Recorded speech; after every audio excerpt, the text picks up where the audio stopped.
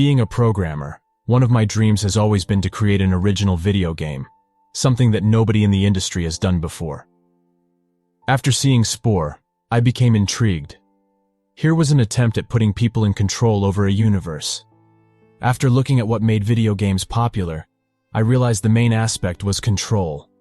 People in their daily lives have no control over their environment. They are told what to do, where to go, and how to live. Their jobs consist of standing or sitting somewhere until it's 5 p.m. and they're allowed to head back home. It's no mystery they're unhappy. For many people, video games are an escape to a world where they are in control, or live exciting fake lives filled with adventure. The aspect of control is found in strategy games, the adventure and role-playing games generally. I looked at games like The Sims, and noticed what made them so popular is not just the illusion of control, but the degree of control. You have complete control over people's lives. Before The Sims, there was Sim Earth, a game in which you do not control individual people, but an entire Earth. I came to the conclusion that I had to develop a game similar to Spore, in which the player subtly guides evolution. What caused Spore to be such a failure is the lack of realistic control people had. It hardly resembled evolution. To do this, I began by generating a physics system. I know little of physics, but decided to study it, and try to create a simplified version in which certain particles can interact in specific manners. When it comes down to it, physics is simply complex mathematics. I simulated energy and matter and created a simple system with a sun emitting energy, circled by a planet catching said energy. I decided to create simple basic cells from scratch that were hard-coded, so to speak, in the system I was designing. They lived off the energy emitted by my sun and had a genetic code that coded for the substances produced by the cells. I guess you could call them my eukaryotes. My world within a few minutes would always fill with these cells, after which they would mutate, and the most efficient cell in converting energy from the sun into useful substances for division would survive. It was very boring, but it worked, I guess. I decided to expand the physics system and force the cells to create waste products that were toxic and would kill them. I noticed that some cells responded to this by producing less waste. Others responded by producing something to emit the waste. Yet others developed chemicals to clean up the waste products. However, I noticed something fascinating. Running the simulation for a few centuries, a few minutes in real life, created cells that made massive amounts of specific waste products on purpose. I noticed that other cells died as a result of this, to which the other cells responded by usurping the building blocks they had created from energy. The first predators were born. With the first predators, diversity in this little world rapidly increased. Some grew a response to flee when they encountered these toxins. Others grew resistance to them. The ones that grew resistance would eventually grow to utilize the toxins' products. Eventually, I noticed something interesting. The cells that escaped from the toxin grouped up with the cells that utilized the toxins. They stayed close together and helped each other. Eventually, these type of cells would attach to one another. They formed a weird symbiosis, where the cell that would normally flee would now move towards places where the toxins are, and the other cell would consume the toxins and provide the mover with some of the energy. Without going into too much detail, I became very excited and decided to let this simulation run during the morning. I had stayed up until 5 a.m. while I went to bed. When I woke up at around 11, I noticed the world I had created had changed and was barely recognizable. Massive plant-like structures grew in this world, consumed by other organisms that ate these plants. However, looking at the log, I noticed the world hadn't changed much in the past 2 hours or so. I had reached another stasis point, where the simplicity of my simulation prevented more complex life from evolving. I expanded the system by breaking up energy into different types, with different wavelengths that were absorbed to different degrees by different molecules. I implemented vibrations in the air, created an improved simulation of weight, and made some more minor tweaks. This caused the simulation to run slower, of course, but it was worth the sacrifice. I stayed around the whole day watching the simulation in excitement and playing with it, as it was incredibly addicting. Complex organisms evolved that cooperated, plants that depended on each other, or attracted predators that ate the horrible-looking creatures that ate from them. I had fun and noticed that some creatures evolved warning calls, This means that if they noticed a predator, they would issue a sound, and all others of their kind would flee into holes they had dug in the earth. Others evolved mating calls. I decided to have some fun. I made a dump tool, allowing me to dump specific organisms on the earth, and wrote my name with it. I created 10 meteorites and dumped them on a piece of land to create an island, because I wanted to see whether the animals stuck on both sides would evolve in different directions. I made a smiley island with volcanic eruptions. By that time, I realized I had stayed up until 5 a.m. again, as I heard the birds outside. I felt tired again, and woke up at 1 p.m. or so. When I looked at my simulation again, I felt a sense of shock. Different groups of animals of one species had made statues with stones, some in the form of a smiley, some in the form of my name. I didn't know why they were doing this, or how. What I did notice is that they would attack each other from time to time. I didn't know what to do with it, but I concluded that these organisms must have somehow noticed that the smiley and the name I had written were special. The fighting disturbed me, and so I decided to create a massive mountain ridge through volcanic eruptions to separate the two groups. By this time, changes were happening fast, compared to earlier. While I had to spend a night sleeping to see tribes evolve in my simulation, while I was getting something to eat or take a bathroom break, I would notice the tribesmen wearing different styles of clothing or having changed their type of dwelling. Their numbers were also continually increasing. At some point, I noticed the creatures began making their own symbols on the ground and no longer just copying mine. Most of the symbols seemed random and unintelligible to me, but one stood out. The organisms had created a symbol that resembled them, a small circle with a square beneath it. Within the square, a dot could be found in the center. This was meant to symbolize the visual organs of the creature, as the creature had two visual organs, one in the front of its body and one in the back.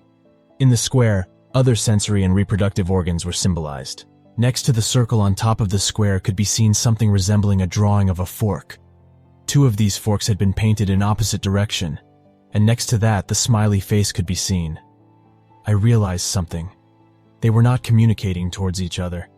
They were trying to communicate to something out there. My meddling in their landscape had somehow made them realize that something powerful was out there, capable of changing their world. I wondered whether symbols like Stonehenge and the pyramids in my own world could be signs of primitive people trying to do the same thing, begging their creator or overseer to initiate contact with them. However, one thing was undeniable by now. These creatures realized there is something out there.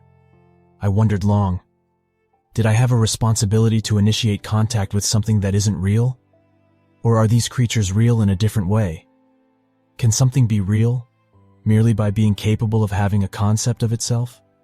And even if they are real, does that mean they will be better off with me initiating contact with them? Should I change my simulation to ensure them permanent happiness?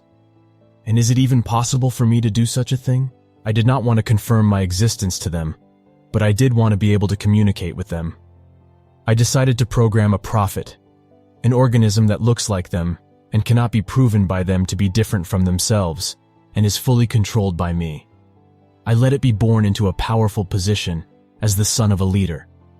I decided to lead by example and seek to teach these creatures English so I could communicate with them. As prophet, I instructed them that English was the language we could use to communicate with the greater one. They would have no way to be sure if it was true or not. I hadn't made up my mind yet about whether I would reveal myself or not, but I did want to be capable of understanding what they wanted to tell me. In a few generations, they all spoke English, and rapidly, signs began emerging on the ground in English. Guide us. Show your greatness. Help us. And during times of disease or hunger or general misery, give us food. Show us a miracle. End our suffering. I decided that I couldn't maintain a world with such suffering as emerged in the simulation without intervening. Why would I accept a world with death and rape and murder if I could make on without it? I implemented fixes that were gradual, so they could not be proven to be miraculous. Murder and rape would over the years become rarer, and so would death at a young age. I figured that they would not notice if the change happened over generations, but they did. Thank you.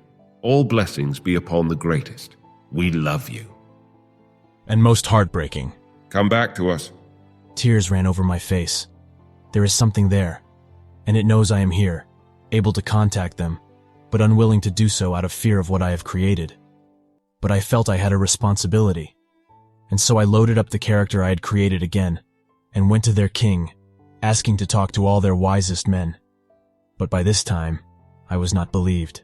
You are number 1341, claiming to be an avatar of the greatest one.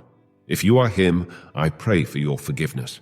But please, show us a sign before demanding of me to gather all our wisest men. And so I hesitated but responded, "Tomorrow there shall be 2 more meteors, falling on a deserted island in the sea before you, on the same day. And when they do, doubt no more and realize that I have come back to repair the broken world that I created." And so I exited my avatar and progressed the simulation until the next day was reached, and threw 2 meteors on the deserted island before the mainland, where thousands had gathered to watch whether a sign would be given.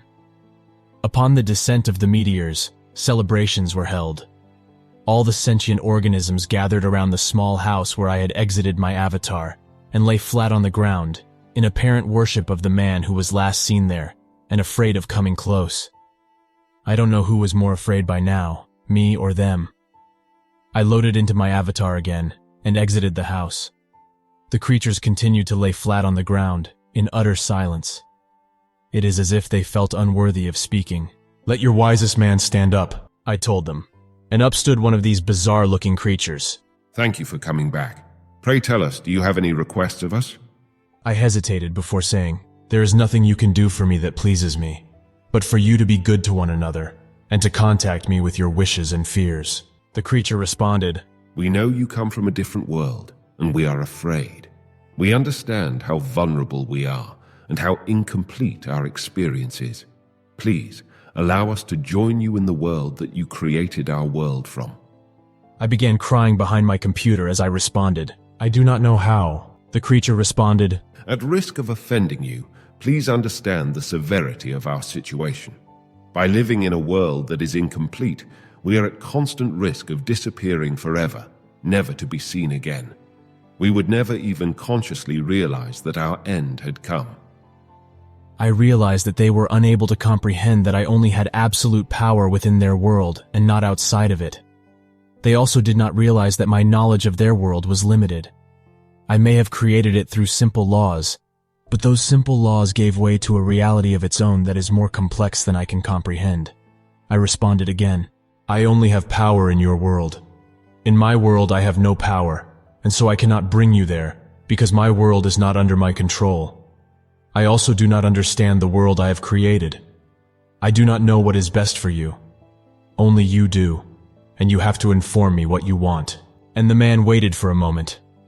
I was about to think they were going to end communicating with me, before their wisest man responded, You have created a world that is incomplete, with creatures that cannot escape it, and you have no power to save them.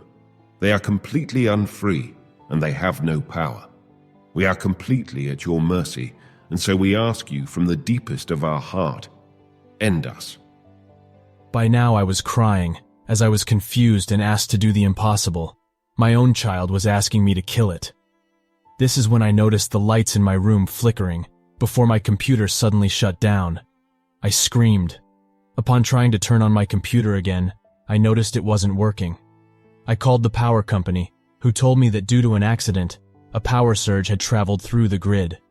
They promised me they would pay me for any damage done. I hung up and contemplated.